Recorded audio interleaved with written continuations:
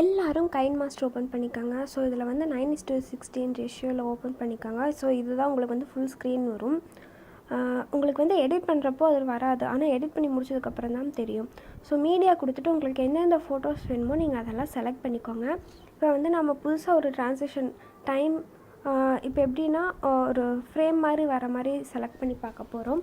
So first வந்து உங்களுக்கு வேணுங்கிற சைஸ்க்கு அட்ஜஸ்ட் பண்ணிக்கோங்க.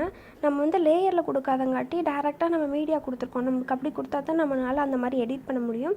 ஸோ உங்களுக்கு வந்து பேன் அண்ட் ஜூம் போய் நீங்கள் வந்து ஸ்டார்ட் பொசிஷன் எண்ட் பொசிஷன் வச்சு ஜூம் பண்ணி வச்சுக்கோங்க. ஸோ உங்களுக்கு எப்படி வேணுமோ அதுக்கேற்ற மாதிரி எடிட் பண்ணிக்கோங்க. ஸோ இதே மாதிரி நான் எல்லா ஃபோட்டோஸையும் எடிட் பண்ணிக்கிறேன். நீங்களும் எடிட் பண்ணிக்கோங்க. பாருங்கள், நான் அதுக்கேற்ற மாதிரி ஸோ நடுவில் இருக்குது பாருங்கள், அது கொடுத்தீங்கன்னா உங்களுக்கு பேன் அண்ட் ஜூம் வரும். ஸோ நீங்கள் எடிட் பண்ணிக்கோங்க. ஸோ இதே மாதிரி மற்ற எல்லாத்துக்குமே நீங்கள் எடிட் பண்ணிக்கோங்க. உங்களுக்கு வேணுங்கிற அட்ஜஸ்ட்மெண்ட் பார்த்துக்கோங்க. ஸோ நீங்களுக்கு வந்து ஸ்டார்டிங் பொசிஷன் எண்டிங் பொசிஷன் வேறு வச்சாலும் ஓகே, ஒரு ப்ராப்ளமும் இல்லை. ஸோ கைன்மாஸ்டர் அசெட் ஸ்டோர் போய்க்கோங்க. ஸோ நடுவில் ட்ரான்சிஷன் இருக்குது பார்த்தீங்களா,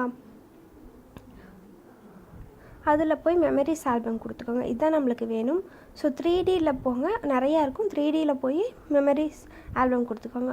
ஸோ இப்போ அதை சென்டரில் இருக்க ட்ரான்சிஷன் கிளிக் பண்ணிங்கன்னா உங்களுக்கு நம்ம இப்போ டவுன்லோட் பண்ண மெமரிஸ் ஆல்பம் காட்டுச்சுல்ல, இப்போ பாருங்கள். ஸோ இதில் வந்து உங்களுக்கு எது வேணுமோ அதை சூஸ் பண்ணிக்கலாம். 6 இருக்கும். இந்த 6ல் நீங்கள் எது வேணால் சூஸ் பண்ணிக்கலாம். ஸோ நான் எல்லாத்துக்கும் இதே மாதிரி சூஸ் பண்ணிக்கிறேன். ஸோ ட்ரான்சிஷன் எல்லாத்துக்கும் நீங்கள் சூஸ் பண்ணிக்கோங்க. உங்களுக்கு எது வேணுமோ சூஸ் பண்ணிக்கோங்க, ஒரு ப்ராப்ளமும் இல்லை. ஸோ மேக்ஸிமம் ஒரு சில டிஃப்ரென்ஸ் தான் இருக்கும்.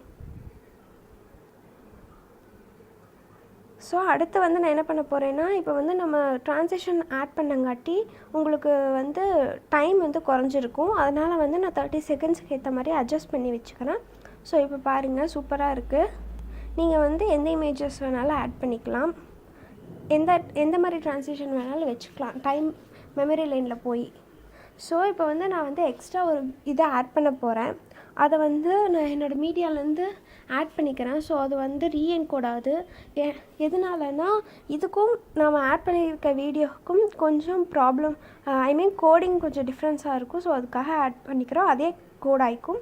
ஸோ நான் பிளெண்ட் பண்ணிக்கிறேன். உங்கள்கிட்ட இருந்தால் ஆட் பண்ணிக்கோங்க, இல்லைன்னா தேவையில்லை. நான் இன்னொரு வீடியோவில் வேறு ஆட் பண்ணியிருப்பேன், அந்த வீடியோ இப்போ இல்லை, அதனால் நான் இது போட்டு காட்டுறேன்.